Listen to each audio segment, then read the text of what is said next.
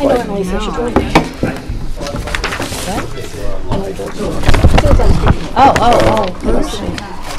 Oh, 6 o'clock. Where's my gavel? Where's your gavel? Okay. Okay, I open the meeting at 6 o'clock.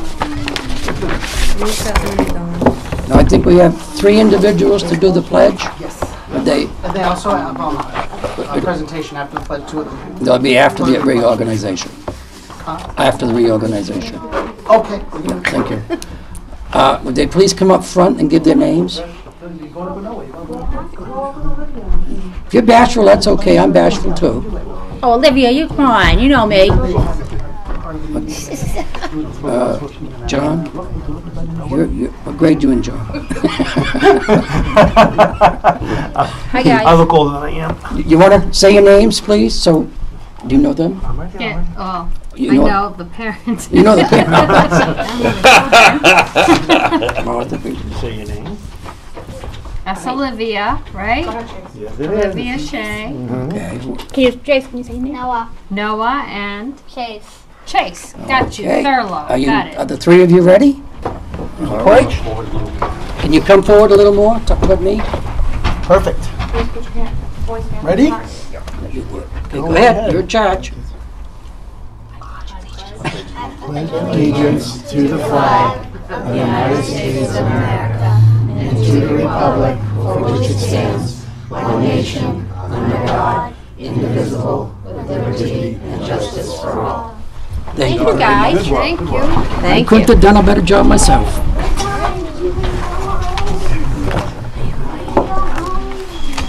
Okay, reorganization.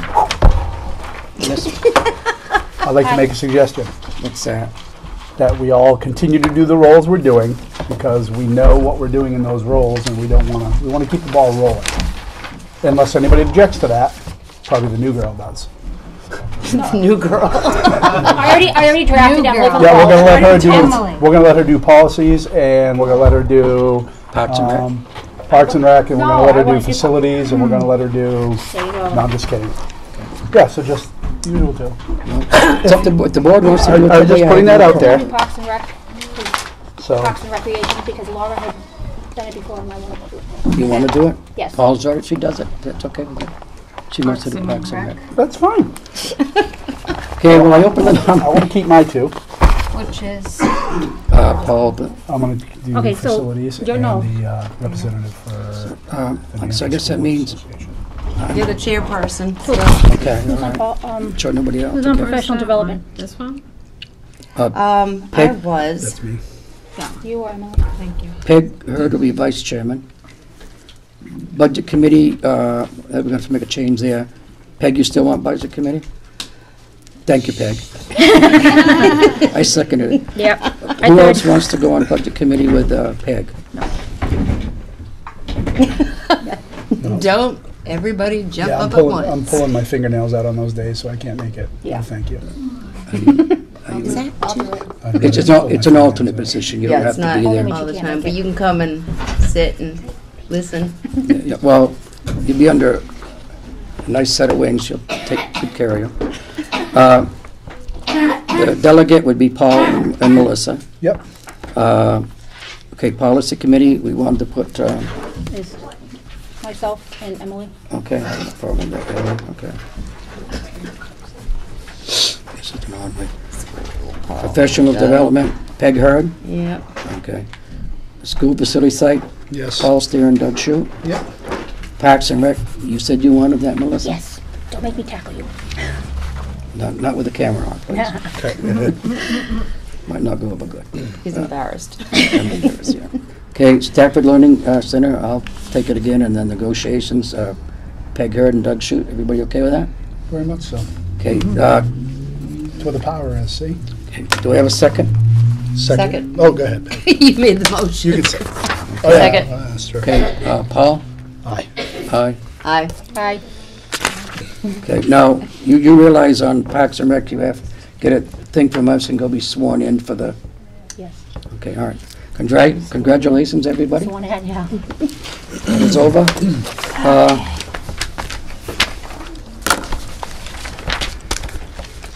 Hey, Nate, did you say I had a bunch of copies of something? Okay, later on. John, Yes. Sabina, you are up. Fine, huh? Well, You are up. if you remember last time we had Anna Deal here, was reading her essays, part of the Reflections program. So we had more students who won prizes in the Reflections and for their work. Chase and Noah Thurlow here again. If you remember them from last year, they were a big hit. And we also have Leanne, who actually runs the program. So I'd like her to kind of talk about the program. We're going to get more kids involved, and then I'll have the boys talk a little bit about the words. Not me. The Reflections program is actually run by the PTA. I just help. I am not part of the PTA. But the Reflection program opens up a program for kids to enter into 6 art categories: film, dance, photography, literature, visual arts, and music. I should remember the music one. And then we have a town vote first. I have judges come in, all the kids from the school who put in entries, they get judged. We have the top 3 from each category will move on to state. If they win first place in state, they then get to move on to nationals. If they win at nationals, they win scholarships. It's a great program. It's free for the kids to join. The PTA gives out little gift cards to everybody who's won, and they get awards, and they have a special luncheon if they've won first place at state. It's a great program, and it really gets kids interested in the arts, and it opens up a whole nother world to them. And it's offered for kids from pre-K all the way up to high school, and has a special needs category as well. Chase Thurlow, my oldest, he won 3rd place in film. Each year has a theme. This year's theme was Heroes Around Me. So he made a film about his heroes. And Noah, my youngest, he won 2nd place for a musical piece he did on the keyboard. Ooh. All right. Are we going to see these and hear them? What? They're short pieces, so we have them. So Oh, I great. have them. I don't. They're only on this, so I hope that. I don't know where I should put that. I guess.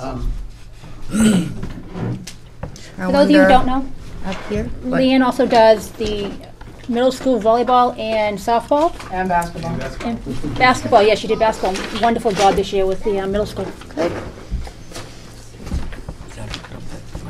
It should be hooked up.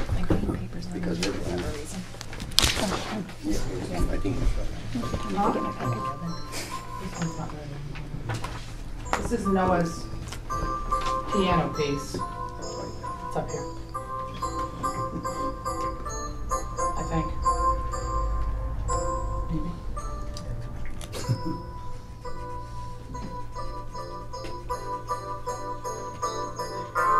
Yep, it's working. You can hear him. Yeah, I can hear him. Yeah.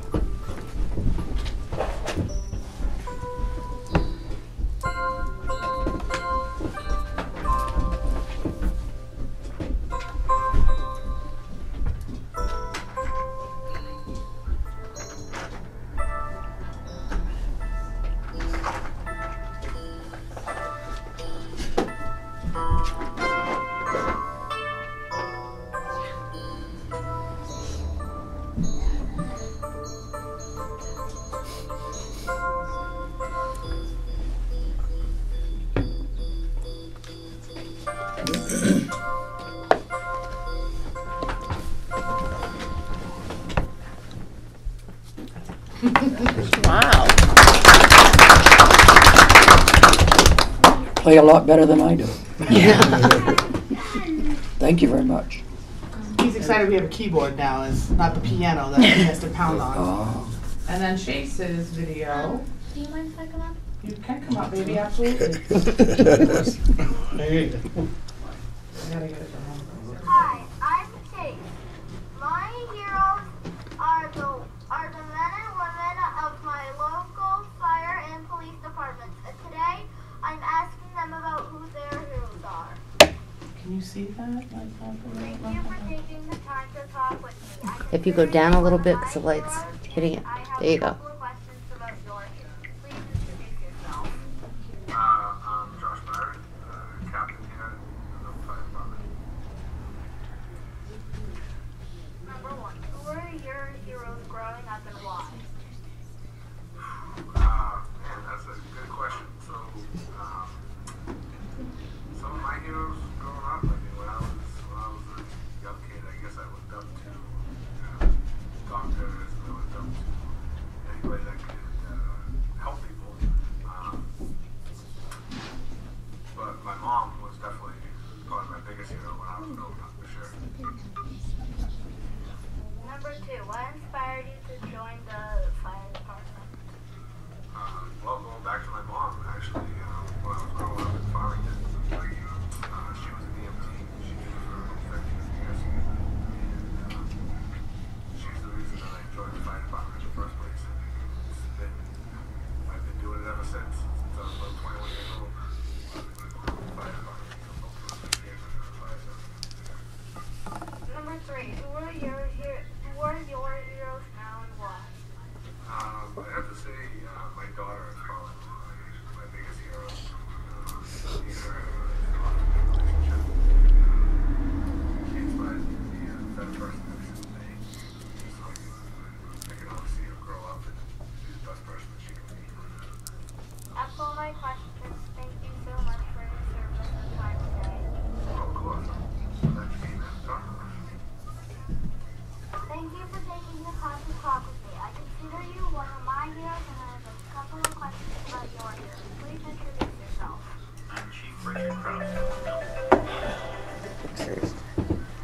Number 1. Who are your heroes growing up and why? Who were my heroes growing up? One was my mom, because she was a single mom and raised me and my siblings, and taught us what is right from wrong, and taught us what a hard day's work was. My other is my grandfather, because he's someone who has always worked hard, who's always willing to help everyone else. He's a veteran of the military, and he's always someone who's willing to give everything he has to everybody else. Number 2. What inspired you to join the police department? I like to protect people. I always have been. When I was a little kid, I wanted to do 2 things: be a veterinarian or a canine officer. Number 3. Who are your heroes now and why? Who are my heroes now and why? Guess I'd still have to say the same. My grandfather and my mom. My mom still works and takes care of people every day, and my grandfather is still the same. He still works hard to help anyone that needs help in his community, and he's still willing to help everyone. He's willing to help. That's all my questions. Thank you so much for your service. You're welcome. The heroes around you and around me have heroes themselves. I'm glad I got to know about their heroes. Thank you for watching my video, and I'll see you next week. Wow. Thank you very much. Thank you. Congratulations. Thank you. Thank you. Welcome. Thank you. Okay, moving on, public comments from visitors. Al? I'll give your name though, so. My name is Al Goodwin. I watched a lot of the board meetings from before I started attending regularly and read a lot of the minutes. I've also had a chance to talk with some of the people that were Facebook warriors during election time, and it seemed that a lot of the concern was around academics and curriculum. And then after researching more, I found in the budget committee meeting, December 1st, 2016, there was talk about combining the part-time superintendent with a part-time curriculum coordinator. And December 8th, that decision was made to combine the lines in the budget as well, so it's one line. Further research led me to see that the curriculum coordinator used to be supervised and evaluated by the superintendent. With those jobs being combined, who is now in charge of evaluating our part-time curriculum coordinator And with all the concern of the dropping curriculum, would it be time to look into having that position be full-time again, to better assist the educators and administration that already has full plates? Sometimes when you put too many hats on one head, the jobs aren't getting done correctly. So maybe with all the focus on curriculum and where it's not being developed possibly, maybe we look into bringing back a full-time curriculum coordinator. Thank you, Al. Anybody have any comments? So who is the curriculum coordinator right now? Who's playing that role? Who's playing that role, Earl? It's done with the whole administrative team. Okay. So you're talking about some principals and... Correct. Right, Jan, John? We've been working on essential outcomes. That's part of the work that we've done with the report cards. Jan, so We've been working on, last year was tying our curriculum to national standards, determining competencies. This year we're working on review templates, which includes their competencies, their essential questions, their instructional practices, and their assessments. so really, we never filled when we had Wakefield and Milton. Correct. We're going back for three years. I think Doug Shute was the only one here, perhaps Peg and Paul Steer. We never filled the curriculum position when we were combined Wakefield and Milton SAU. Correct. And we didn't fill the Director of Student Services when we became the Milton School District. So we retained an assistant principal in each of the schools. So inherently, our inherent administrative structure became the assistant principal and at each of the schools. So really, we have 5 people in the administration, so that this way it allows, with 273 kids in each school, it allows us to have an assistant principal and a head principal as well. Because especially now when there's a lot less discipline in MES than when you used to be there, it gives us the advantage of having two folks in the same school. So that frees up John, or whether it be Christy, to work on that as well.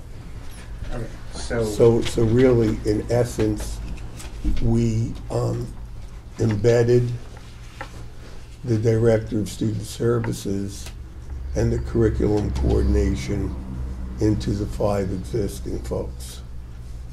So the decision of the board was to do a part-time curriculum coordinator. No, it wasn't really.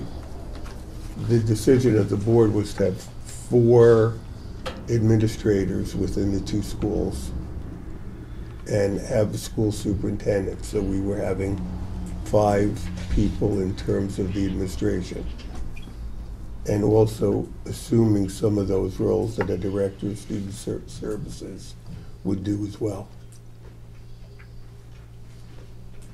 So there's no current head person in charge of curriculum coordination for the It's kind of shared between all administrators? Correct. All right. And then, so, because in the December 8th minutes, it says, the December 1st minutes from the Budget Committee meeting, it says the part-time superintendent would assume some of those roles to become a full-time superintendent position. So, what I basically explained. Okay. We were not having a Director of Student Services, and we were not having a curriculum coordinator per se. Those 2 positions were going to be embedded within the 5 positions. Go ahead. Yeah. Al, maybe, coming from a much larger district with a couple of curriculum coordinators, and being a teacher, in my opinion, humble as it is, I think that the administration within each school with input from the teachers certainly works out a lot better than having somebody up here kind of dictating, because I just know from experience that we were dictated to with some things and it just never worked out. So I don't know if that answers your question, but it certainly, we did better with our professional learning communities and pulling together curriculum according to the state standards and the national standards than we ever got from a full-time curriculum coordinator. So, Okay. so I think it works out better having it at each level with the administrators in charge and input from teachers. So, just saying. Do you have your hand up, John? Well, I was just saying, I mean, we weren't really prepared to do a curriculum presentation tonight or anything like that, or to discuss it, but then sometimes during public comment, we can take the information and bring it back, so then coming up with a full answer at this point. That's a good idea. Doug, do you have any more questions? How many? No, I think that'll do for now. I'm just trying to read through and figure out where some of these positions came from.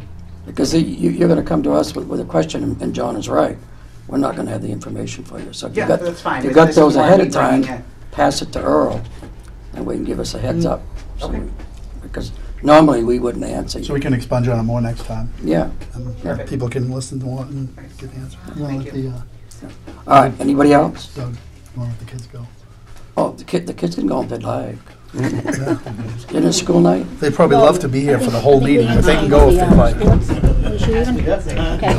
Thank Not you. enough. Thank you guys very much. Thank you. Thank you.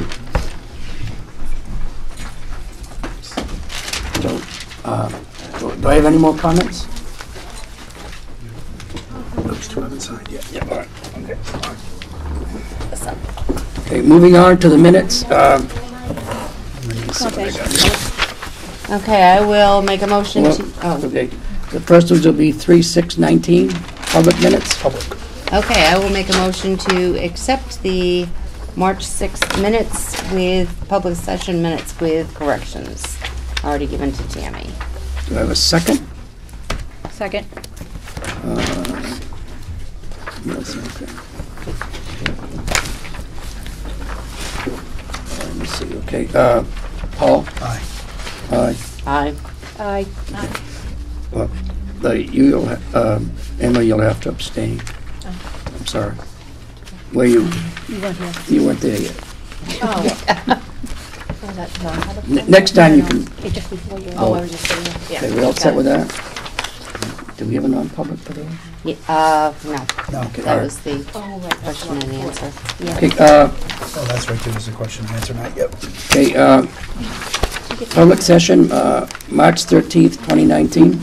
I'll make a motion to approve the public session minutes of March 13th with corrections that have been sent to Tammy. I'll second. And I got from Jan. Okay, I also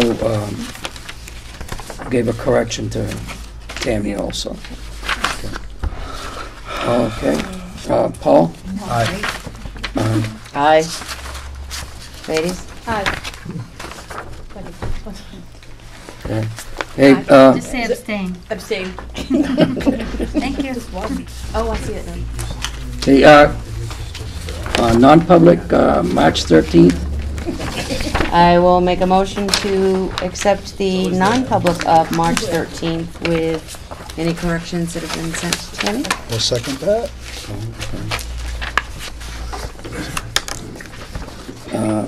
Melissa? Aye. Aye. Aye. Aye. Okay. And Emily? Abstain. Okay, thank you.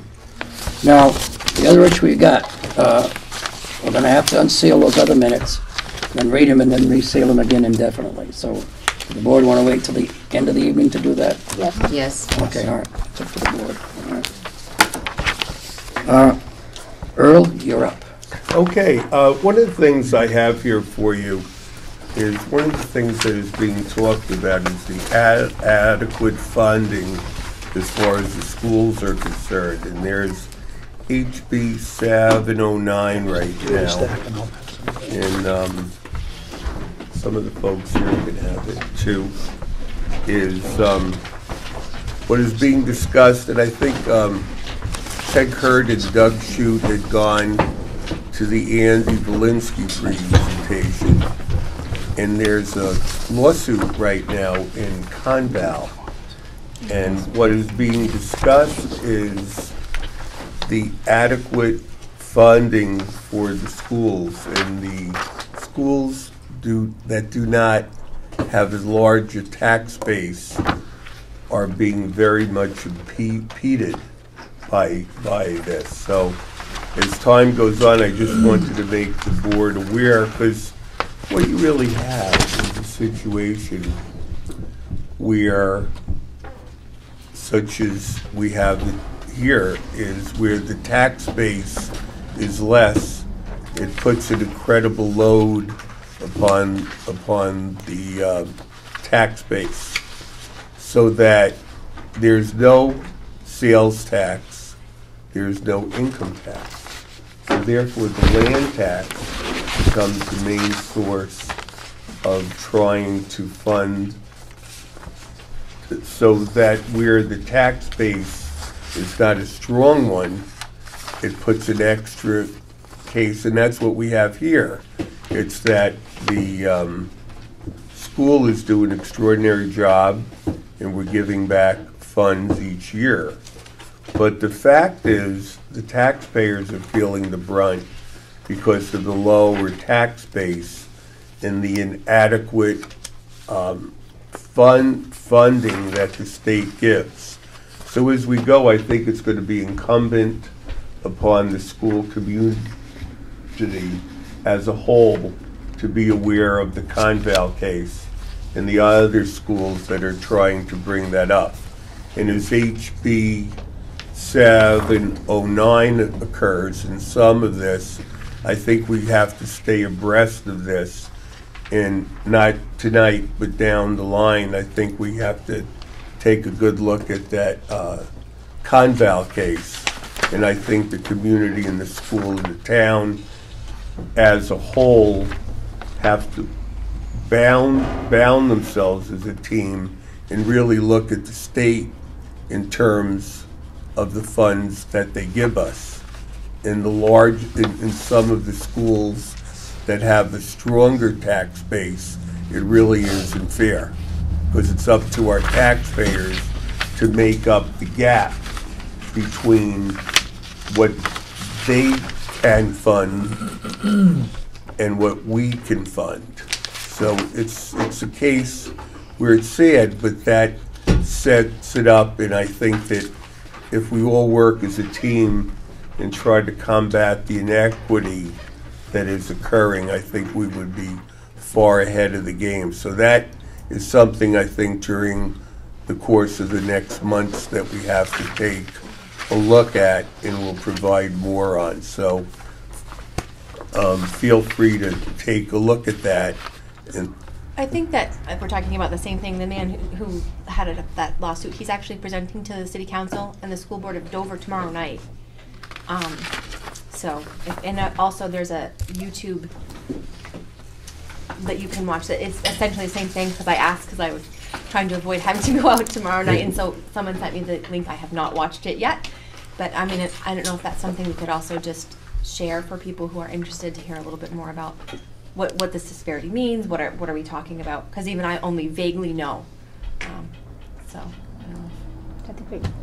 Can you get me that YouTube? Yep, great. I can. And I don't know if we want to post it, or if anybody wants it,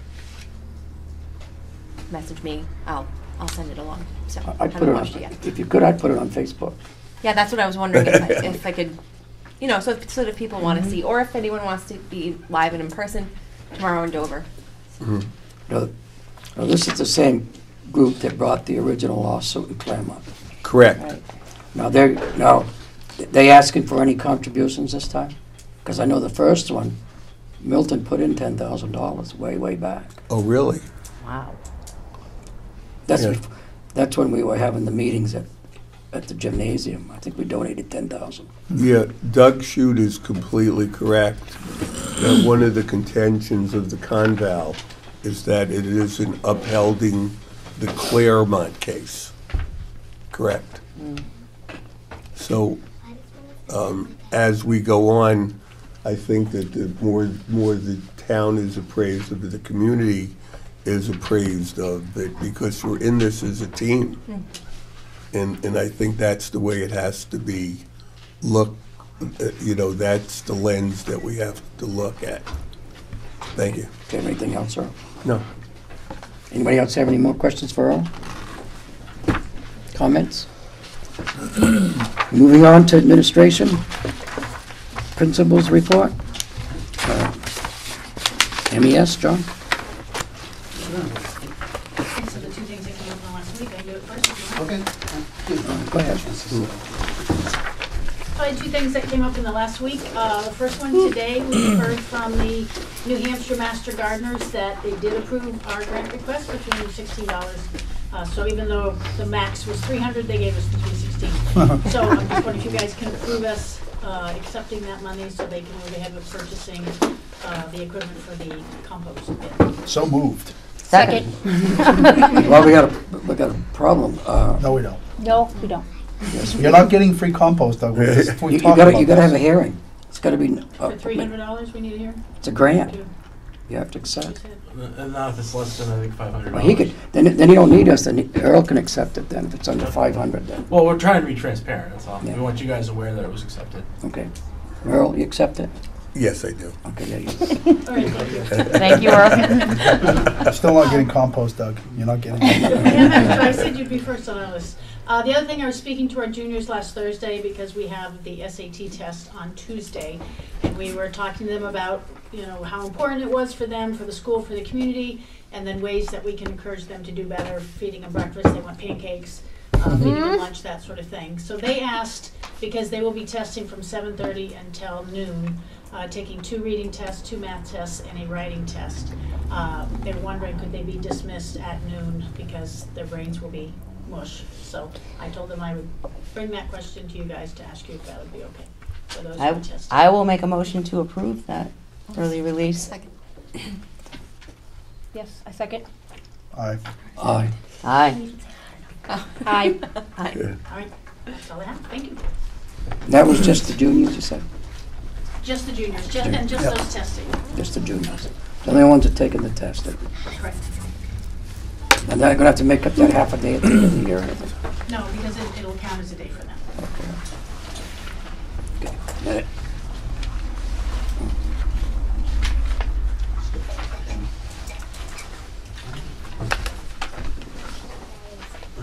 Thank you. Okay.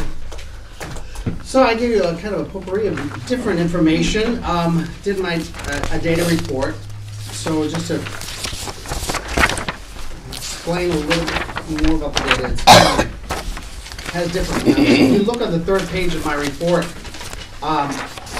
these are scores for the NWA. Now, this is a report about growth, okay, which is different than as far as any kind of, it's not about grade level, not about students on grade level. It's about growth, which is, it's this one right here, right? And so basically what this does is it takes a snapshot of students from fall to winter testing for this year and this year only, and just to see how much they grew during that time period, and whether they met their, what they would call expected growth, and whether they grew at all. So, tells us a couple of different things. Well, let me explain what the red and the blue columns are, just so you know. The percent of students who met or exceeded their projected RIT. That's the first column. You see there's reading and math. So under the reading and under math, that's the number of students who met the actual RIT. So if they were supposed to get to like a 180 or a 210, if they hit that 210, they were counted in that percentage. Now, is that the state standard? The 210? Nope. It's basically, it's based on individual growth, where when they took the test in the fall, the NWA determines how much growth they should make based on where they're at in the fall. But each kid's gonna be different. Each kid will definitely be different. But Yes. we're gonna get the base for them, and then you're gonna see the improvement. Yes. And that's where you're gonna get your, what I saw 113%, 110. Okay, And go I ahead. brought an example. I knew that would be the one. And I got an example of an actual NWA report, because this is, these are all different grade level, classroom reports, so there are several pages, so I combined it into just this snapshot. So basically what that is, the first column is the kids made their projected growth to their rate. Now, the projection growth means did they grow at all? Okay, not percent of projected growth. I'm like reversing that. Yeah, met or exceeded their projected rate. So the second column is everybody who showed some growth. So, and whether they met or exceeded it as well. So that 113%, what you're looking for is you want every student to make their growth that is determined all at once. So that that number, you'd like it to see 100%, but that's not the norm. Because that just assumes that every student grows at the same exact rate.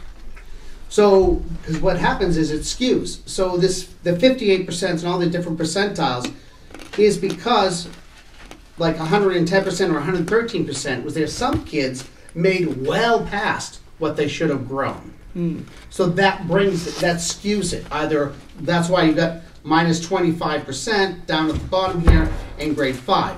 Because as it goes up, kids make less growth because they're learning continue. It's not as the learning, how much learning they're doing in 5th grade is not as much as 1st grade. Now, when I say how much learning, it's the new concepts that they're learning. There are a lot of new concepts that kids are learning in the lower grades.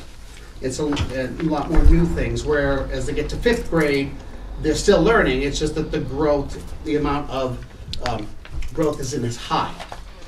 So, but this shows what the difference is. Now, I have a copy of a regular report. John? Quick question. Yes. While you're looking through that, I'm just noticing like grades 4A and 4B. Yeah. Why is there such a difference between two classrooms of the same grade?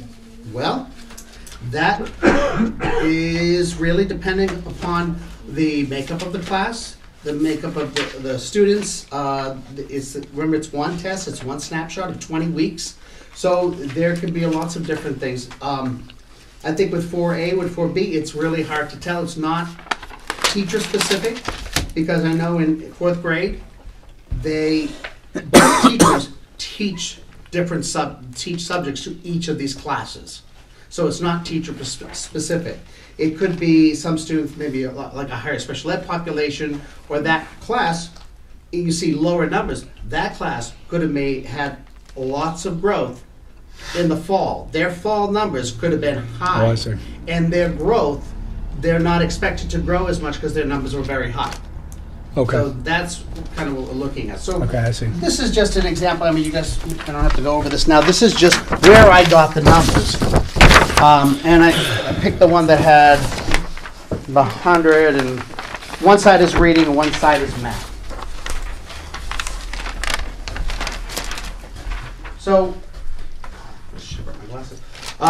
So if you see, for example, for reading, the kids, there was like, thank you so much. 57% of the students met their projected rate. So you see in the growth section, they got bunches of yeses and nos. Mm-hmm. That means the kids made the projected rate. But there are some no's, and that's what makes the difference of the 57%, because not only made the exact rate they were expected to. But if you look at this projected growth and observed growth, if you see all of those numbers are in the positive, and some are really high, like 20, down there, and so that it's 14%. They were supposed to grow 14, but they grew 20. So that brings the number over 113%. So that's why there's a difference in it. So there's some classes that made growth based on that. So what does the report tell us? So like I said, this is a growth model. Looks at some of the things that we've been looking at. Class sizes. Class sizes definitely have been impacted by this. We are going to look at how much do we want our kids to grow. And if we're going to look at achievement, we're not going to come up with a magic bullet to get them all 100% proficient by the end of the year. It's not going to happen. If Milton is going to go in a direction where we want to see improved achievement, we want to see growth more at an accelerated pace. And the faster that we can get the kids growing, the more they'll make those achievement goals. So there are some different factors that are involved in things that we've been working on. Like I said, we had the 5th grade. We have 3 5th grades to have smaller classes for this particular class. And we had discussed that those kids made tremendous amounts of growth compared to the other classes. So the 2 classes in green have classes of like 14 to 16. And the lighter green is classes like 18 to 20. And these scores were based on 18 students. We have over 20 students in 3rd grade now, but those were basically over the year we got more enrollment. They won't be counted, the over the 18 won't be counted. They have had to take the test in the fall to be counted in the winter. So they're only going to look at the kids we had in the fall. So that was 18 students for grade 3. So you see marked improvement with those groups. They grew the most. And also what we've been looking at is we have some tools in reading that we've been using. It's called Treasures. And they were donated to us. They're not Common Core, but what they do, they're similar instructional tools. So what we wanted to see was how it affected our students. So 2nd grade last year took this reading program and used it in 2nd grade. It then followed up in 3rd grade. They started using it this year. So now we have 2nd grade and 3rd grade using it, so we can follow the cohort group. And if you see in reading, these kids made some tremendous gains in reading for far as growth. They had 50 and 52% in that first column. So and that's where the 110 and the 113, those are all in the reading scores. And they've been using that program, the Treasures, that was donated. I do have a question. Yes. You have 1, 2, 3, 4, 5, 6, 7, 8, 9, 10, 11, 12, 13 here. 13 classrooms, okay? But you have, how do they line up here on this? These first That's 2? one class. This is That all. is only 2A. Where does it say the 2A? It doesn't, but this is 2A. You see it right here. Oh, I see the 2A. These are the numbers. So you just picked that for 2A? I just picked that as an example. So you have one for each one, all these 13, you only gave me one. So yeah, these are multi-page reports, and they're done for classrooms. So No. I took all the reports and condensed it into this for you guys. No. And it also helps me to kind of touch. Now the this data. group, now is this individual students? Yes. But there are no names, that's why I blocked it. Okay, but, so we only have, what, 1, 2, 3, 4, 5, 6, 7, 8, 9, 10, 14 kids in that class. Mm-hmm. Okay. And that's one of the kids, the large group. It's a small class. Go ahead. So, I know you just kind of explained all this away. So in layman's terms, for people that are listening and want to know where our students are and how they're progressing through their education, how are we showing that? What do you see happening? Some kind of flat, some going up. Overall, are we moving up, or are we kind of trying to find our way still? It really depends. The goal that we need to look at is we need to give each grade level and each kid similar experiences, and they're not kind of getting that right now. I mean, you see this class that I gave the example of, we have 14 kids in that classroom. We have 24 kids in kindergarten and in 1st grade. That's a different experience that those kids are getting. The 5th grade we had some situations, and then we felt we needed the 3rd teacher. It's made a big difference having smaller class sizes for those kids. So I think that what the goal is that there is growth happening. The kids are learning. Okay. Or as George W. Bush, kids is learning. I have a sticker like that. But anyway, what it does is that it doesn't say anything about teachers because it varies. The instruction varies, so I think we have to centralize and get our Tier 1 instruction more formalized, and the teachers need similar tools to work with, and so they get a similar Tier 1 experience, and then interventions are separate. Smaller class sizes are really especially in K-2. And next year, we're looking at some big numbers, I'll go into that because I have an enrollment report too. The socioeconomics is tough. This is part of this as well. I have the McKinney-Venter numbers in here. We have some 14 students. We're looking at either homeless or in transition, issues like that. But we're seeing, this tells us where we need to go. This gives us good information, things that we've been talking about, we've been discussing as a staff, as a leadership team, and the proof is right here. It shows what the things that we've been talking about, what we'd like to see, will make a difference for these kids. Okay, I like the definition, so that's good. I have another question for you. Yes. Go on to this chart. Want to go on to that chart? I just want a quick question. Yes. The initials after that, is that the teacher's initial? KA, KB, and all that, yeah, those are the teachers' initials, yeah. Okay, that's all I want to know. So part of it, like I said, was enrollment. So I do have the enrollment report, and Doug, I have the NEASC report that I compared it to. This is giving you a little bit more, because when I bring enrollment reports, Doug has asked how it compares to our NEASC report, and I was like, I don't know what that is. So finally, I found it. And passed it on to me, and I've got copies of the report for you guys as well. So the bottom, what I wrote in red, that tells you what NEASC said we would have. So they're very close to what they said, what they said we would have. Now this was done back in 2013. So I got copies of the report for you to have as well. So our population has gone up from 277 to 281? Yes. No, 281 is what they said we would have. So it's about less than 10 different than what they said. Close, so yeah. See what we talked about at the administrative team, and we talked to John about bringing this. I think maybe Doug Shute and Paul Spear were here at the time. And this is the report I gave you, isn't it? Yeah. The one we paid $600 for. Yeah.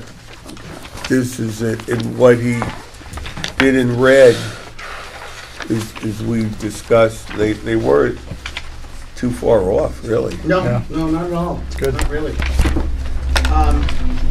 So that shows with enrollment. Also, I put a number in there about we're looking at 22 kids for kindergarten. We're already up to 29 now. We're looking at because I got a updated number. It was 22. On the second page of my report, I put that if we had 12 in Little Rams, 7 coming from the Milton Learning Center, that's still the same, but the Head Start went from 2 to 6 students. And so far we have 3 new registrations from students from other towns or have any schools. So we're up to about 28, I guess. And enrollment I think we got 29. Yeah. Is it 29? So it's getting more, getting bigger. It's getting bigger, yeah. So part of the report too that I wanted to do, well, any questions on that? No, Yes, go on to the math. Is that class 2A also? it's the same class. That one is the same class. Okay. John, Yes. last year I know your reading specialist at the beginning of the year had coded the entire grade. I believe the whole school, but I know half the grade. Did they do that this year? They did. It was a baseline. I remember you had asked that. We used a different test. Last year she did a baseline using one test. Then we got our LLI program. So she did that differently. She used a different baseline. So we didn't have like comparisons of apples to oranges to see where they were. So now we're on the LLI system. So we can get a better sense of where we're at. And it's really it's a baseline to see where they're at within the program.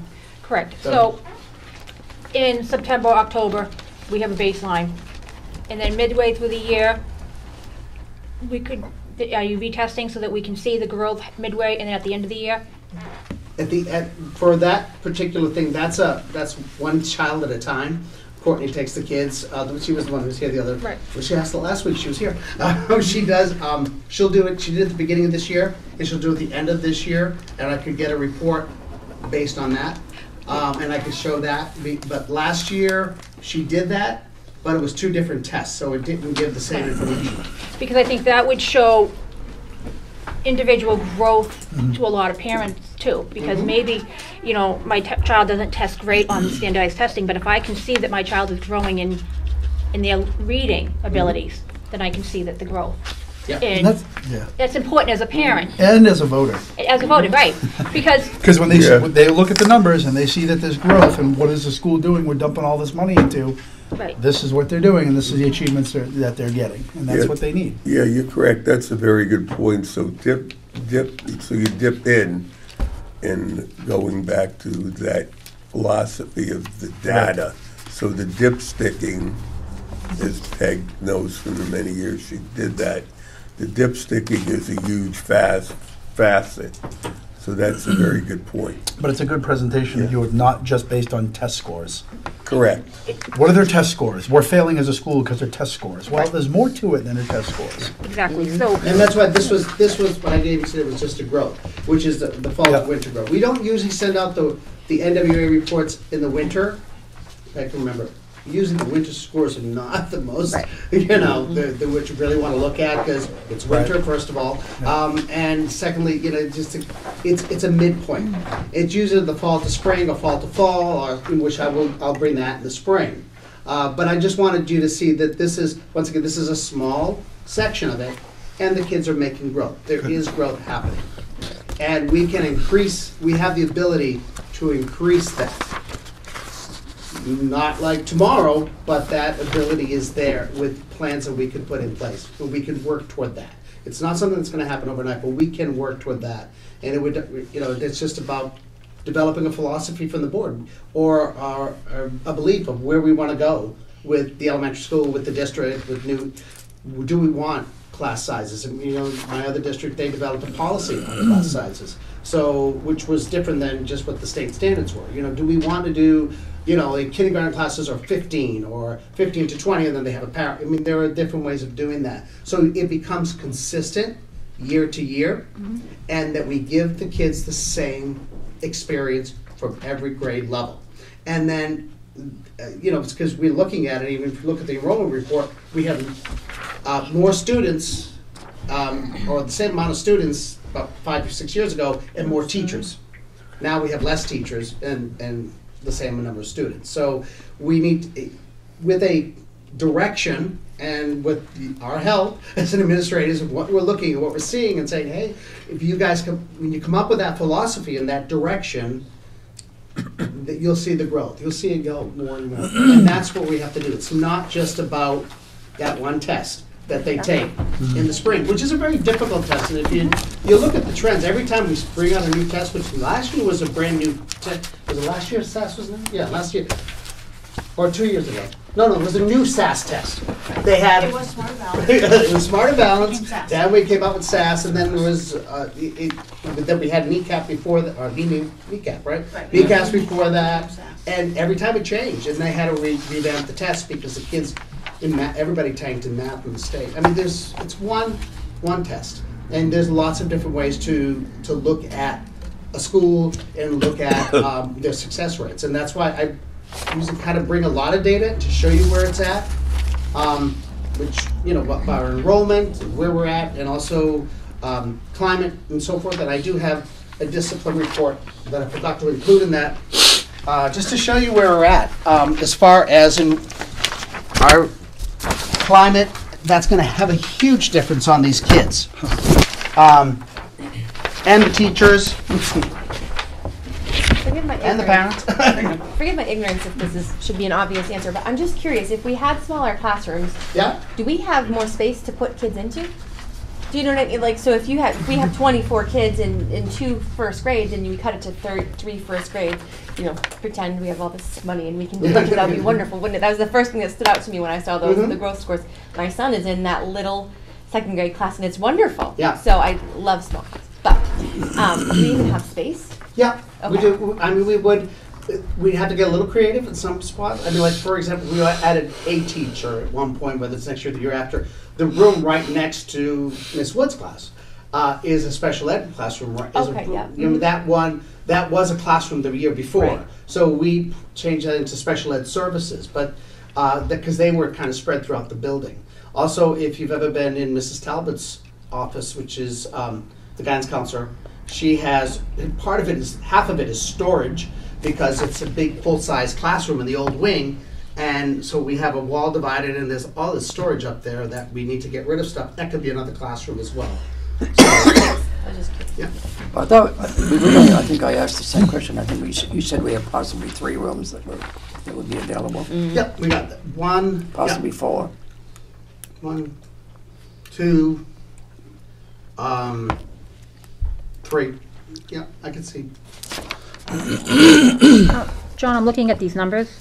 Yep. And 2015, 2016 to 2018, 2019 is a huge difference would be an understatement. For 220 referrals down to 27 referrals. But 1,500 referrals. No, that's I'm looking at 1 month. I'm looking at 1 month, Yeah, right? But yeah. basically that whole year, the numbers were off the charts, basically, to where they are now. Why? Why? What have you done that What you have we haven't done? had to have? Are you just telling me she just? Oh, make sure you're not just telling teachers, please don't send this child down to. Nope.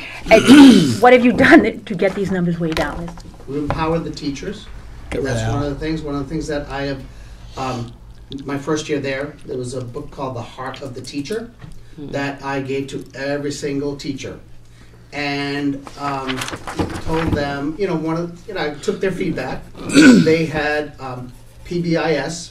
They had responsive classrooms. They had scripts they had to follow. They had programs they had to follow. And the kids were trained in these programs. I don't know if I've ever told this story here, but I've told the story a lot. My first year there, I had a student that gave the middle finger. I think he was in first grade at the time, first or second grade at the time, and he gave the middle finger to somebody, and he came in, and I said, "So what'd you do?" He didn't even look at me. He looked straight ahead and went, "I was being unsafe with my body." And I looked at him and said, "With your body or just your finger? I heard that it was your finger." And he just looked at me like, I'm like, "Why?" I said, "Why are you lawyering up already?" I mean, everybody had a script, and we took that away. We said, the teachers can, if they had different ways that they used to work with their classrooms, different type of classroom management procedures, reward systems or token systems, and they were told to put them all away and not do that. And I said, no, they can do that. And they take them out. So that was part of it. Part of it is, I just think interacting with the kids and looking at what the kids' needs are. It's hard to say exactly what. I think the combination of Christy Heichel is amazing, and it's great working with her. And we have a lot of the same philosophies when it comes to kids. We're both ADHD. So I say to them, the teachers, I can't micromanage you. I'm too ADHD to do that. But, and just empowering them, empowering the kids to feel safe, the fun activities that we bring in, to encourage kids to read and to learn, like I Love to Read Month. The kids are happy to come to school. I think that's what teachers tell me. That's what parents tell me. We had I Love to Read Month planned for when we came back from February break, and I know Mrs. Anderson came to me, the kindergarten, she goes, "I cannot believe how excited the kids were to come back to school, after a long break." So things like that. I mean, it's just, I don't know, being in Rochester, I think Rochester was a good learning ground for what makes kids tick. I was in charge of discipline, and I was in charge of attendance and truancy, and I went around with the truant officer a lot and into court and just heard what was going on with these kids. It's like, you can't expect them to act this way when they go home and this is what they're experiencing. I went into a lot of homes. It was very discouraging to see what our kids are. So you have to, each kid is an individual. So, I don't know, it's an atmosphere. It's a climate. I appreciate this report that you give out all the time. It's really opened the doors to see what happens. It's very informative all the time. I just want to say, I know you put a lot into it, and I recognize that what you do, and it's good that you're doing it. Thank you. So, And I'd like to say that I volunteer at least one full day a week in 3 different classrooms, and for all you hear about terrible behavior, I've never had been in a classroom where a teacher had to send a child out or should have and didn't. They. And they sometimes it's just a break, they need a break. And another thing too, I want to say, the partner program has really helped a lot, because there are, there's certain kids with certain needs, and we've met those needs. We have gotten to the point where, if the partner program, if they can help 5 or 6 kids or 7 kids, up to 7 kids, but there are other kids in that have certain needs. We have plans around every single one of those kids now. So everybody's needs are getting met, and that's part of it. So. Thank you. Can you tell me what the partner program is? Huh? Can you tell me what the partner program is? It's the partner program is a special ed program for autistic students, which each have an ABA tutor assigned to them. Yeah, thank you, John. And the one last thing is we had I Love to Read month this month. So, and the report card. Just so you see, that was just an update. I told you it would keep changing. That's an update of what it's gonna look like. They had too many issues with the other one. But we had I Love to Read month. We had Harry Potter Day the other day. So what I would like all of you to do is put them on so I can get a picture of you for our board and for our kids to see. All of you having fun. And they're your glasses. So. Oh, See if I can get all of you. Wait a minute, we need the Z down our forehead. All right, let me see what I can. Doug needs a I bigger think I'm pair. gonna do panorama. Doug needs a bigger pair. There we go. Does that pair? No, that's not panorama. There we go. Nate, you look good. All right. I'm trying not to smile. Excuse me, Mr. President. Let's see if that works. I'm gonna have trouble with these panorama things. Yeah, there you are. I like them. Right. Thank you very much. You're very welcome. Thank you for the glasses. You're welcome. Enjoy. Who's that person? Yeah, look for our slideshow. We were worse than the Kardashians this week. We had almost 200 pictures on one day. The teacher sent them to me, so they're all in a folder. They'll all be out over the weekend. So enjoy. Thank you. Thank you, John. Thank you. Spring sports update, is that you, Jan?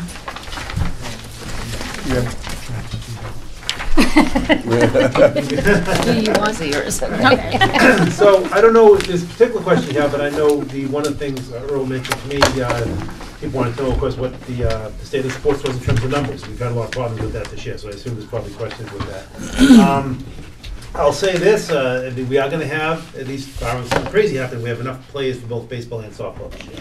That was not easy to pull off. We did have to bring up more into Clapton than I would have liked, but everyone was voluntary and the parents agreed, of course, so that was, that worked out. We got the waiver from the NHIA back today, so they've all been approved. So those teams will go forward, which is great. I was very worried about losing another one. Question, both varsity and junior varsity, you're all set? Just varsity. Just varsity? Varsity and middle So school. we do have middle school in both, yes. Yeah, the baseball, I talked with them today, and on the varsity, there's between 11 and 13. Yep. And I talked to Rob Qua, he's the middle school coach, and he has 18, but a couple of them are gonna float. So together, it's a very healthy amount. Yeah, we have not had to cancel a single middle school team, and most of them are doing well. I will caution, in some of the cases, a lot of the players were 6th graders, so that we're 3 years away from that trickling all the way up to the high school. So it's not like we're 1 or 2 years away from everything being smooth, but we did have good numbers. We didn't have to cancel any teams, and some teams, especially the middle school baseball, that's amazing. You have 18 on baseball. And Mrs. Thurlow, as was pointed out, she's been a real backbone in terms of rebuilding the girls' athletics. Absolutely. Go ahead, Paul. Who's coaching the So Leanne is the middle school girls, Rob Quaz middle school boys, Nikki Flanagan is high school girls, and Micah Dewey is high school boys. Okay. I guess my big concern that I wanted to bring up was there were a lot of girls that came out, a good number came out for the middle school, and there was not a great number on the high school. And like you said, he had to pull up. And I don't know why the high school programs are not, and I'm not blaming them, I'm just saying, I don't know why a lot of kids are not coming out to play the high school sports. My concern is if we pull too many up, they lose that enthusiasm. If we can't have a middle school team, then in a couple of years, we're not gonna have a high school team either. So what can we possibly do to encourage more kids to come out and try? Because it's not, you don't have to come out and be the best. It's, especially in middle school, is come out and just try it. You don't even, we're not asking for the best players. We just want people to try something. And that's why I'm just so afraid if we end up canceling middle school, that in a couple of years we're going to be in the same situation. Great point. A couple of points on that. As far as canceling middle school, that's not even a concern right now. We have more than enough time. So at least that's one thing off the table. Although I appreciate that. But I do have similar concerns. It is a double-edged. You pull it's a double-edged, both negative. You pull them up. The varsity effectively has no chance of winning with all 8th graders, and in some cases 7th graders playing for them. So now they're not having success up there, which success is motivating. It's not all about winning, but winning sometimes is fun, right? It's a motivating experience. And then you're obviously going to pull up your best players. So now your middle school team ain't going to have the success they would have had. So it's a double negative. I really very desperately wanted to avoid that situation. We have no choice. We have 5 girls willing to play softball in our 9 through 12. So there was no. We actually have more middle schoolers than high school kids on that team right now. I think one of the things, and this is a very good point, this is very good discussion, and it heightens the awareness because I know you've been very kind in trying to help out with the younger kids, and that's been a great asset. Sometimes in smaller schools, there's waves of students. I noticed the first year I was here, when we had Wakefield and Milton, the girls' varsity basketball team and the boys' varsity basketball team, virtually there was no JV teams for the girls. And you could see the preponderance of the kids were upper class kids. So you knew when they left where was the underclassmen that were going to come. And even with the varsity boys at that time, 5 12th graders played virtually the whole game. And there were like 2 11th graders that were on and off. So you knew that there was a bad moon rising, like you've pointed out, in terms of the number of kids. But I think that in the fear that you always have, I think Melissa pointed out very well, you have this wave and you have this, I could see in the sports banquet the spirit of those younger girls. I mean, they were sitting at the table and they were all fired up and yelling and screaming and cheering and stuff. So if you break that up, and now some of them are moving upward because of the necessity, but it's a catch-22 because now you have a handful of older kids, and here you're in your last year. You don't have a basketball team now. You don't have a softball team. So with the hand we were dealt, I think we tried to do the best, but I think that this is a good conversation so that everybody is aware. Doug, Go ahead. I noticed it it's typical with band too. Band was way up when my oldest was a senior. They were rocking, and within 2 years, the high school band was decimated. Mm-hmm. And now there's so many middle schoolers that are going to be moving up through to take the place of every year. So I've seen it go up and down like that, and it's hard, and you can't predict who's going to come out and play this and do that. It seemed like there was a whole group didn't do anything at once, I should say, because sports suffered, band suffered. It was just a cyclical year. So, and I think Jan, you pointed out the amount of 9th and 10th grade girls that are even. So I was going to say our 10th grade enrollment is 38. Of that 38, only 13 are girls. So we have 13 girls and 25 boys in the sophomore class. So, I mean, it's tough to try to recruit when your numbers are so low. We have brainstormed with some parents and some kids on things to do. Talked about bringing 5th grade up and letting them play with the middle school team, because a lot of middle schools are 5 to 8. Also having more pep rallies, or at the awards assembly, bringing the athletes onto the floor to cheer them on, and that sort of thing too, to recognize the athletes more, so that kids maybe get more interested in playing. Yeah. So we're looking at some things we can do. Doug? Yeah, go ahead. Can I just say, just something I had noticed, Leanne, our basketball coach, had recruited a few girls who had to work very hard to bring their grades up, and hadn't even considered playing because their grades were bad. And she recruited them, and a couple of girls got their grades from failing to actually They were eligible to play in the eligible games. and beyond, Progress and reports, yep. she worked very hard at that, and approaching the students who maybe aren't always the best students, but the little bit of effort and a little bit of, and the pride that they had was amazing. Every single girl who wanted to play softball from the middle school that was with her is eligible to play. That's the first time I've had 100% of the kids be eligible. Oh, And then the good. same with the high school. Coach Gray really pushed his boys to keep their eligibility, because you'll be halfway through the season, the quarter ends, they're not eligible, they can't play anymore. 100% of his kids stayed eligible, 100% of our high school baseball players are eligible.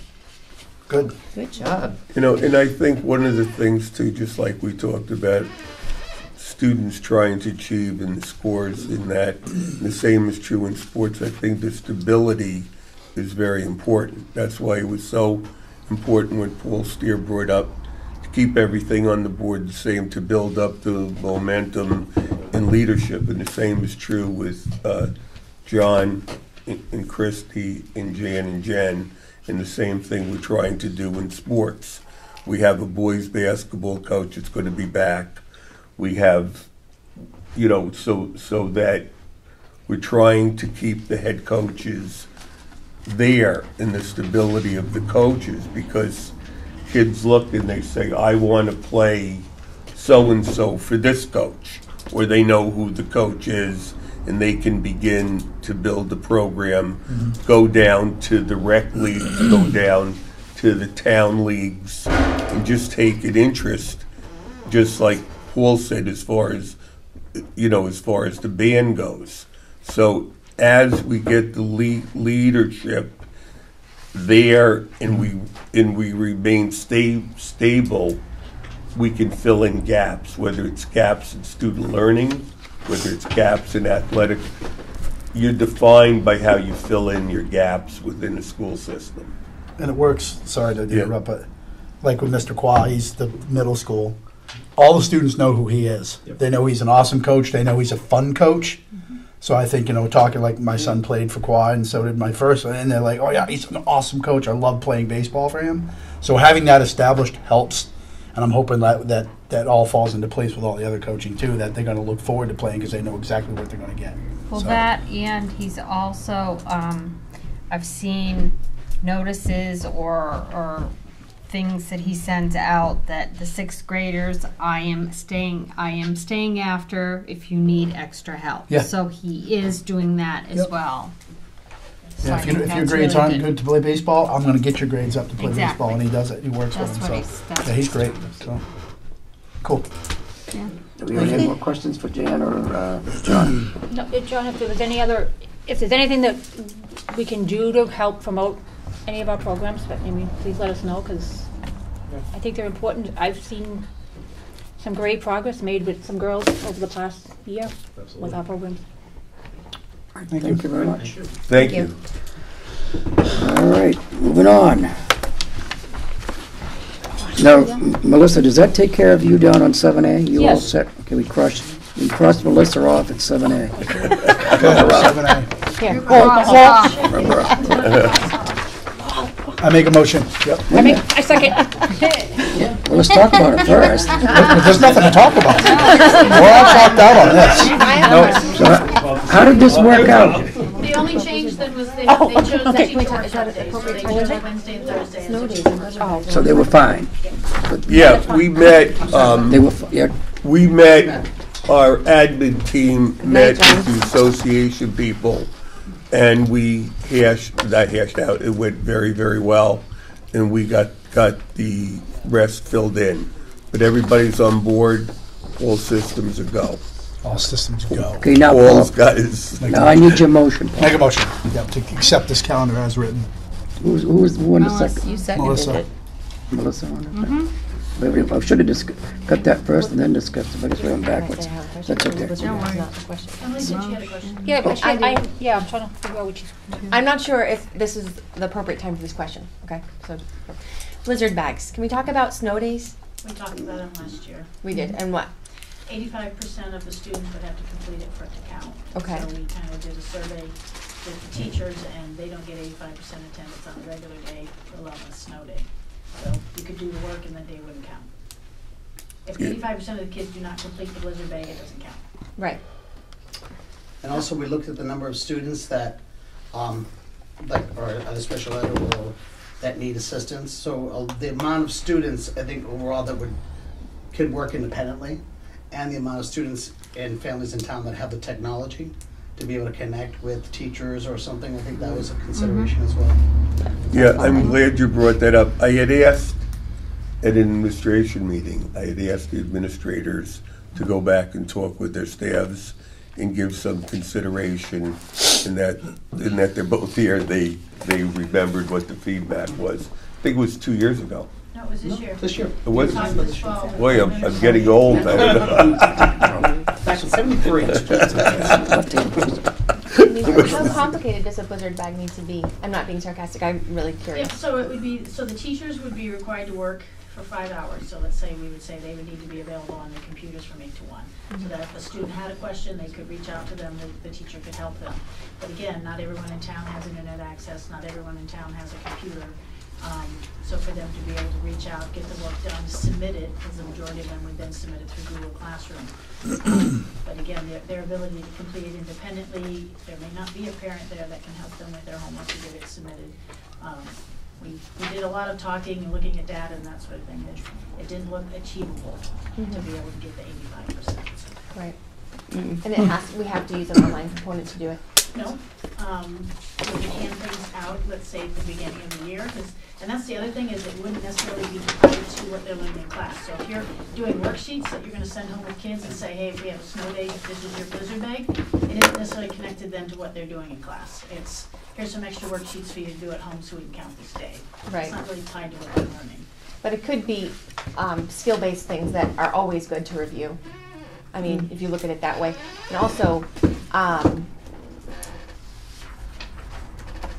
I don't know how much, again, I don't know what the rules are around it, but sometimes we have a snow day and we don't know it's coming, but sometimes we know that it's coming, so it can be connected. A teacher could look at what the plan is and to say, well, this I'm going to send home this isn't going to complete what we would have done today, but it's going to give you some good prep work so we can, you know.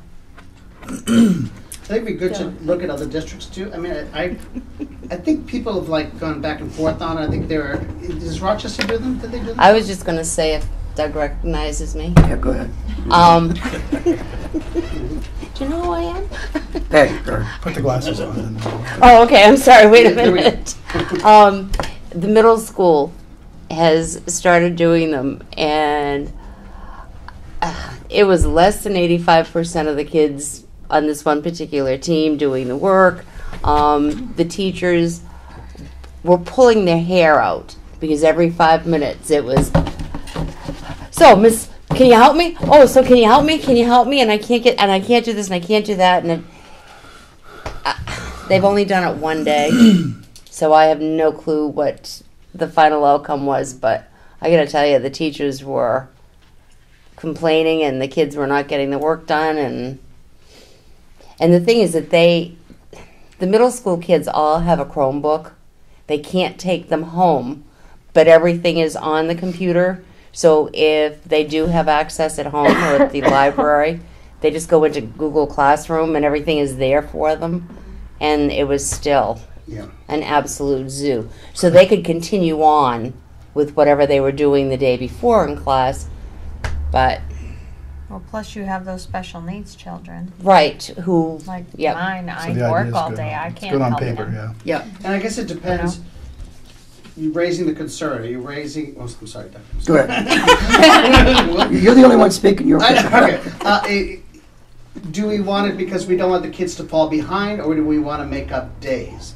Because I think that it's academically, I don't think it's going to be a big benefit to kids. Making up days, I think we have a lot of hours in our day, so I guess it really depends on. Yeah, I agree. I'll be honest. I don't think that 3 blizzard bag days are going to be an academic advantage to our kids, but I also don't think 3 made up snow days is an academic advantage to our kids. And summer's really important. So I think that's obviously my bias, I think. So I think we have a lot of hours built into our schedule because we do start a little earlier. I know for the elementary school we have a huh? Well, we did. No, I'm talking about hours in the day. Hours. Hours in the day. So do they need to decide at the end of the year? Can we share that discussion with them for this year? Oh, sorry. Oh, not yet. Sorry. Earl, you have to figure out the hours. Yeah, we have, we're set. I was gonna give them advance, Okay. you know, put it in for next week. All right. So that presentation would kind of help. I didn't look at it. Well, we all set with that subject? My right-hand person here said I'm out of order. We have a motion. A left-hand person. My left-hand person, I can turn this around. Okay, we have a motion and a second on the floor, and that was for, To accept the school calendar. yes, there we go. Aye. Aye. What happens if I say no? Aye. I know. I outvoted. There you go, Paul. What is that thing they do with the deliberative sessions? Make a motion to not reconsider? What is it? Whatever that is. Yeah. You're Oh, yeah. We're all done with this. Well, Ever. the next thing we could do, just on this subject, maybe we can get rid of one of these vacations in here somewhere, and then lengthen the summer. That brings up too many issues. Well, it's been brought up too. Don't worry. Yeah. Okay. Combining, getting rid of February and April, making one March. Well, It's all that's good. But if summer's worked over and Spalding don't do that, Yep. our kids miss 3 Yep. weeks of season. Yeah, Yep. so that's the only problem. Yeah, we that's a got. bad part. Do we have anything under old business? Not anymore. Are you all done with that, Melissa? I'm not done with this. I voted. No. No, No, she- the old. Let me interrupt The you. sports thing, yeah, that's, you're You all set already with that. crossed me off. That's all set. But that was spring sports and okay. All Okay, right. the only thing I want to remind the board, Kathy's on vacation for, 2 weeks? Yeah. So Nate will be doing the agenda. Can I He's gonna have, that too? you're gonna have 2 jobs, okay? The other thing is, Oh, did you know he gave me a raise? it's all right with him, it's all right with me. Okay, I'm gonna be leaving Wednesday, and I won't be back until Sunday next week, so. What? Yeah, I'm going to. Today's Wednesday. No, next Wednesday. I'm gonna be gone for Okay. 5 days. If you have anything to be put on the agenda, talk to Earl, and Earl can get in touch with me, because I'm only a cell phone call away. So if you have anything, give us a little prep on it so we can get a hand on it. If we have to get anybody to come in, so. I have no problem with you putting things on the agenda. I'm only here to run the meeting. It's your meeting. Okay. Peg? I have an old business, I think. Okay, if we do, bring it up. Is there any update on the scoreboard? Have we heard anything back? I saw that email from Laura. Yeah. The deliberative session, what did she say, $250 Yep. that she raised towards the scoreboard. But I don't know if Bob has. Yeah, I think there was an email. I'm hoping everything's going to get donated, but there was an email saying, what's his name that he was going to donate? I can't remember the guy. I think Bob made connection with somebody. Yeah, some friend of a friend of I think Tammy's. last Oh, time no, he was He waiting to hear just back. emailed. He just Facebooked me. I Right. don't know who it was. But I mean, did he ever, Martin- did Bob ever get in touch with I don't know that him answer. and I don't know that answer. We'll JNS and, We'll check with Bob tomorrow. okay. No. All Yeah, we right, got to get yeah. on with it, huh? Yes, because I've got the other people lined up. April and- next week. Yeah, for a while you were like the point person on that, and Well, I know, we but were he. sending stuff, and then I saw a copy, and I know Paul and Doug are on it, so I wrote to you, Paul, just to keep you in the loop. Yep. And I saw Stan Nadeau at the post office, and he had some input, and I see this one, and they have input, and So I guess we talked to Bob. Okay. So that everybody has the complete update of. I'm kind of surprised. I'm a little concerned that you're a little in the dark, because for a while you were kind of carrying the ball on that one. I know. Shan, I just wanted to point out something to you. Back during basketball season, I had received an email from one of my daughter's teachers that my daughter was starting to get a little bit of an attitude. And I'm saying it because I really appreciate, I'm not in the classroom, most parents are, and having a teacher send you a quick email, as a parent, we can then address it at home. So I really appreciate that your teachers take the time to contact. At least I've gotten some emails, good and bad. So I really appreciate it, because we're not with our kids during the day. And if parents don't know, we can't address it. I get emails too, so I'm very happy about that. Right. So, on behalf of myself and Tammy over there, we appreciate the emails.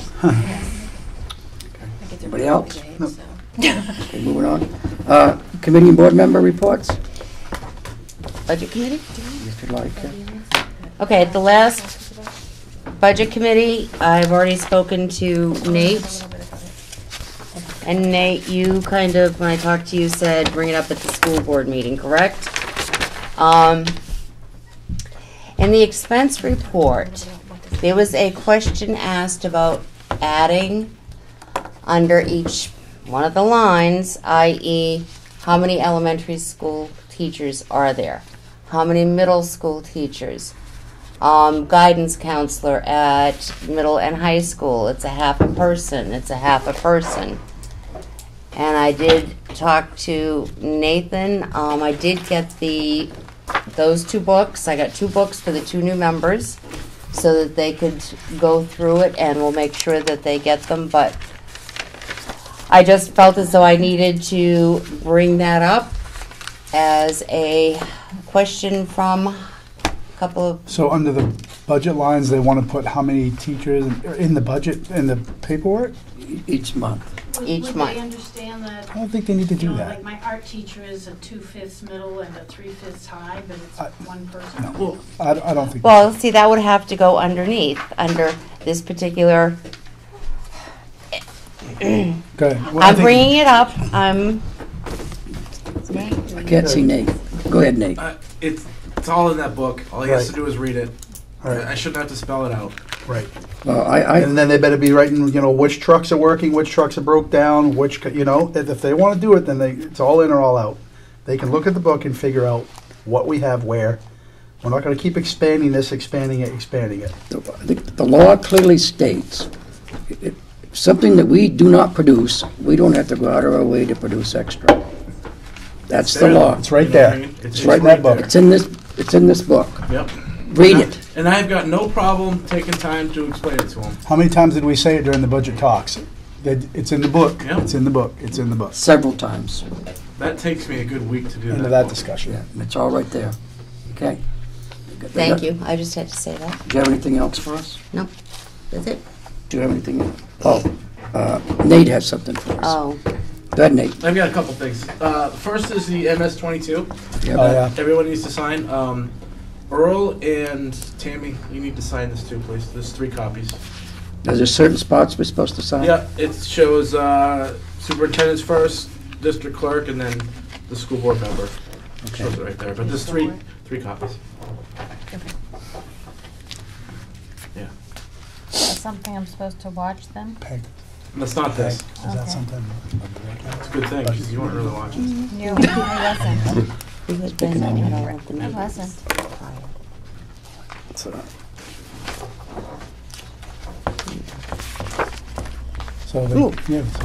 now they know where to find it.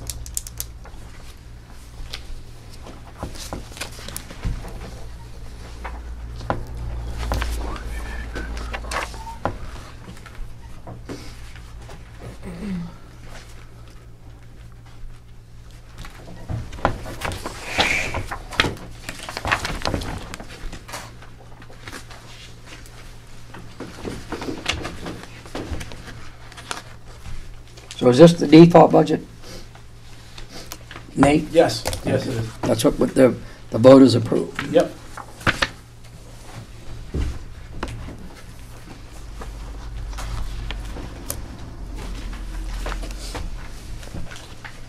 Just want that in a minute so people realize that.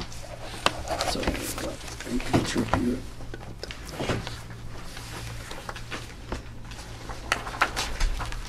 Oh, it's just 3 copies. Okay, so I told Travis last night, and these questions are questions for network, that way. And if Bob Adams has been the contact person to selling this in our network. And basically, I'm not basically, we need to know. Yeah, what's up with that? Okay. Does that make sense? Yep, so, Yeah, for a little bit anyway. I'll bring that up. You can bring that up. Are you watching this, Tammy? I don't need to watch it for this one. Can you just? No, just, But don't you have to it's all notarize business, it? so. Not this one, anything. Anything. You told me I didn't have to. Tammy don't realize. Superintendent? Thank you. Tammy don't realize. He goes to jail first. And you go second. This is an order of jail, I'm last. I'm second. Doug. Doug, I have some old business. So,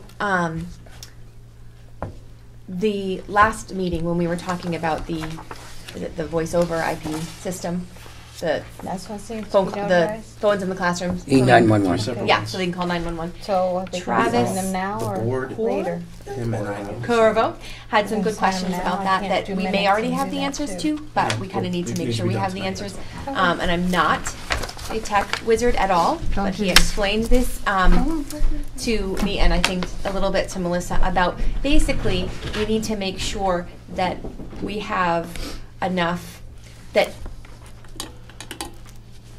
we have VLANs, is that VLANs? So basically it makes it so that you can prioritize how things come through. So if like all the computers at the school are downloading some new system, it doesn't clog up the lines, and when a teacher goes to call 911, she can't get through because the network is down. So basically it's about making sure our network is able to handle or prioritize so that phone calls always prioritize over everything else. I think it's probably, I don't know if we're gonna have to bring them back in again, but I think we still have to make a decision on what we're gonna do. I think it's a question that we would have to ask the people in charge of our network, which I think I is think we had talked to Back Bay Bay. about that already. Okay. Back Bay said they could, our system could handle the phone system and all that added networking. We had, with the servers that we had just put in, that it'll handle all that. Yeah, we just upgraded the servers and the switches. And the wiring too, wasn't there wiring that was part of it? Was that part of it? We added more wireless ports. So that was that. Doug, pass it down, Most Nate. of the switches. To Nate? You're all set. Yeah, that's Wasn't for it Nate. like wiring, like actual wiring that was Yeah. being done for And the internet? And you there was, yeah. Right. Right. So that would That's help. the other, the wireless ports, Yeah. so they put Okay. in, the old they didn't have any. Right, right. So, Before us. So essentially that question has Protected been you, answered, we are, I protected. that's not gonna happen, like. We have the- to- it should. that- It'll handle the They, load, they yes. added I'm extra ahead of you. switch boxes. for the But- staff. Network's good. That time we had that the other day, it was monster. Now, Nate, do you have something else for us? She has it. Oh, she has She's it. refusing to do it. What is it? I plead the fifth. You get a I dossier. gotta notarize it, but I have to watch all your signatures, and I can't write You wanna- minutes and watch everybody sign at the same Let's do public time. comment while we wait then, because you're There taking a you long go. time. Somebody want to speak? No limit? Tammy's signing? Do you I'm check? just putting in STR. It's important information we're signing off on. Now, what are we signing here? What is this? I don't know. They're Ask the Mr. Nate. grants we're getting reimbursed for, Oh. security grants No, these are that what we were gotta, completed. we gotta have the hearings for? No, these are the ones we've had at the Day of. many I don't know. conversations with Bob about. Okay. Stuff Our we've had fund everything- balance this is stuff whatever that's we all want to done. call them, trust funds. Yes, and the other, was it 3 or 4? Ooh, I go Three first? of them. It was 4, right? Or The other 4 that you guys asked us to do extensions on have been approved. Oh, good. Now, we're gonna have those hearings, you said in the 1st of May, Oh, excuse me. on the others. What One are of the others, yes.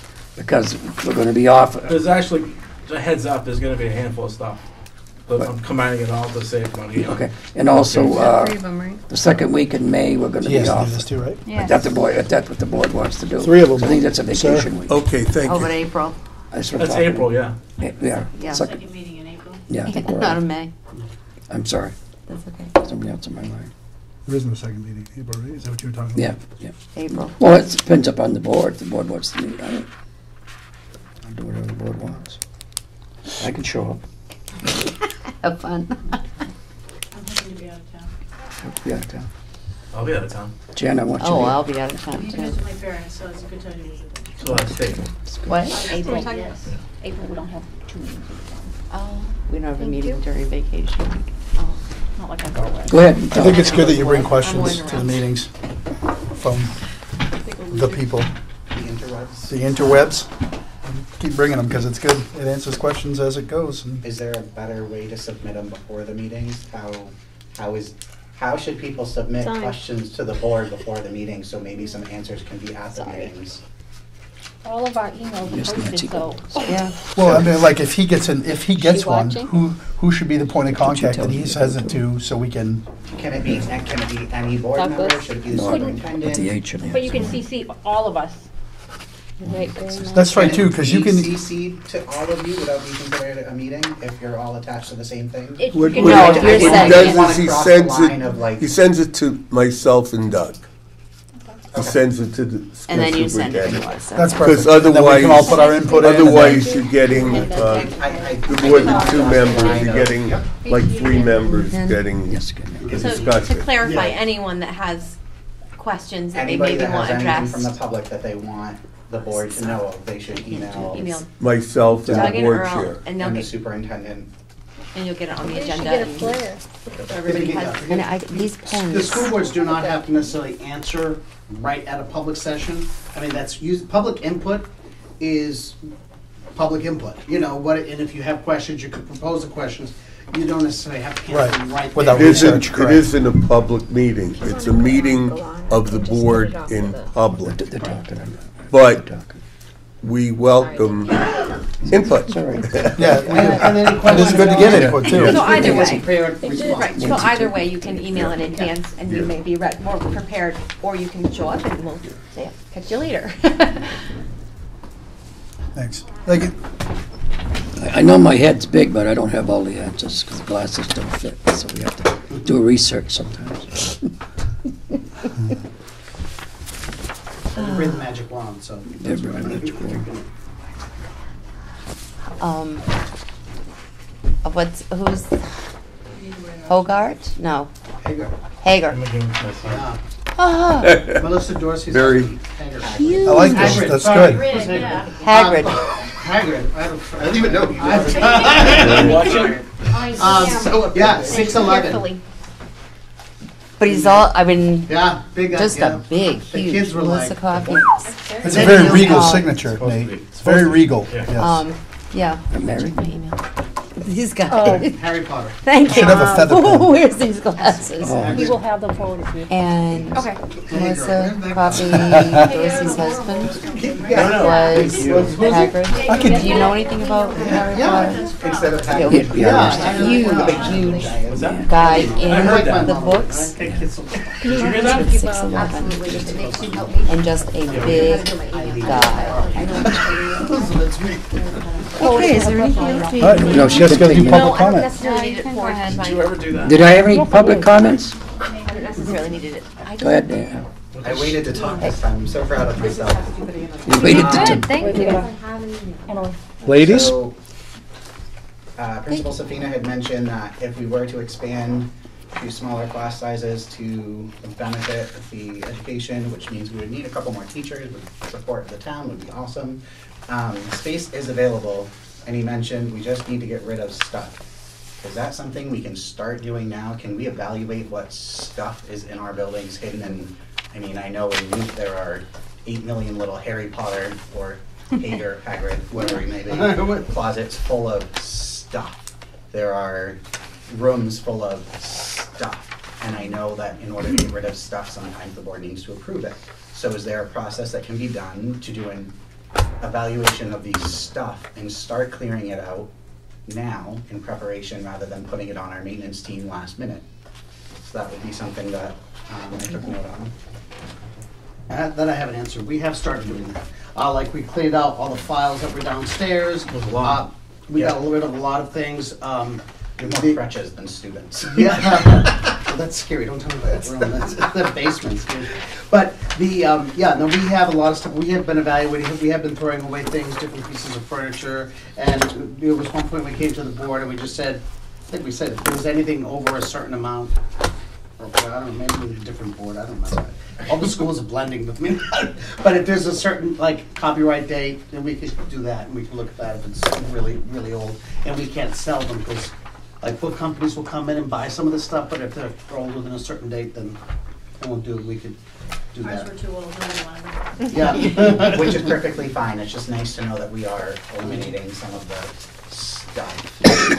Yeah, we went through our book levels last summer. Yes. I'm so happy to hear that. Going back to when we were talking about behavior being down in the schools, I remember 15, 16, 16, 17. I remember being student support manager. I also remember when I made the tough decision to leave the school system, what I said to John and Christy. I wanted to leave the year before. Financially, I needed to leave the year before. They were there. I couldn't because I didn't feel the school was in good hands. I didn't trust that the behavior was being monitored by the people that needed to be monitored.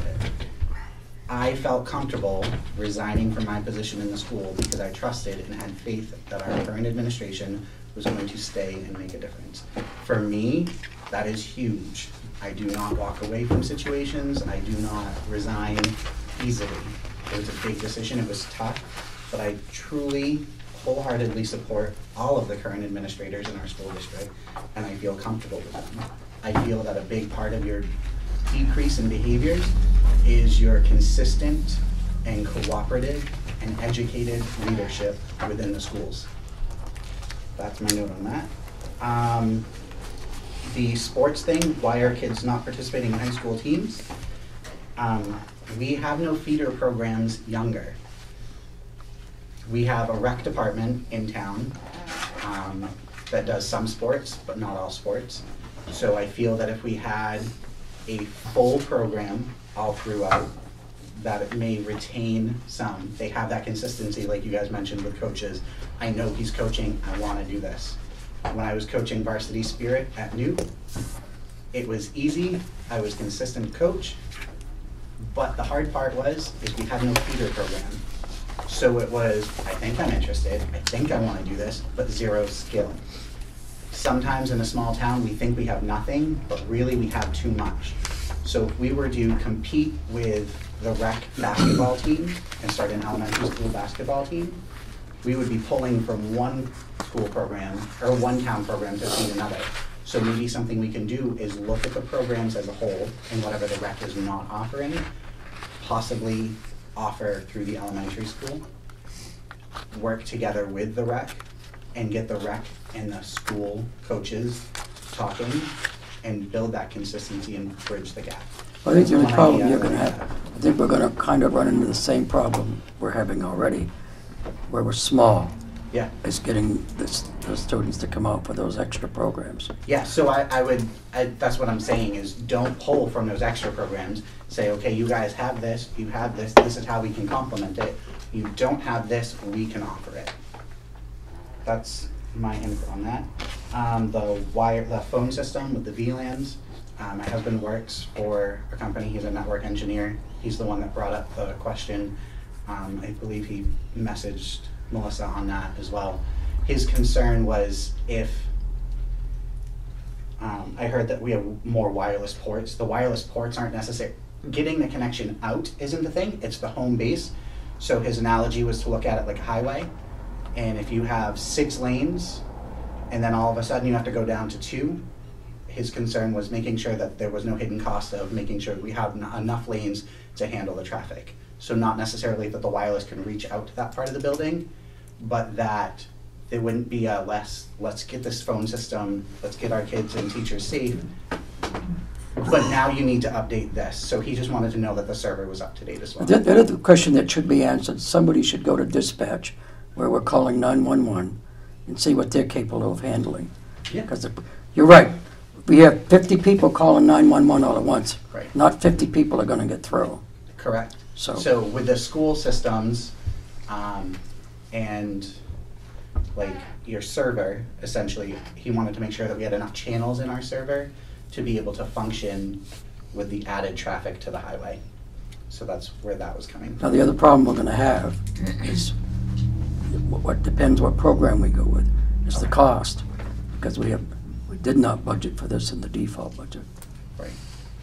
And then, But you do have other systems in place right now, we've had for years. You got your radios, your walkie-talkies, your cell phones, and the intercom in the rooms.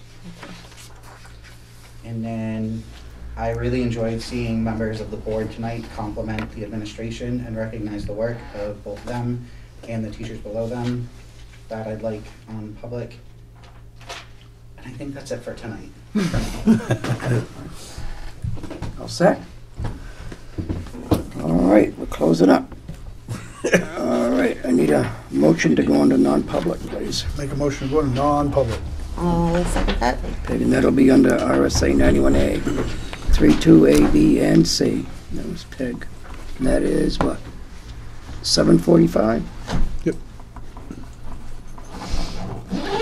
Okay. Paul? Aye.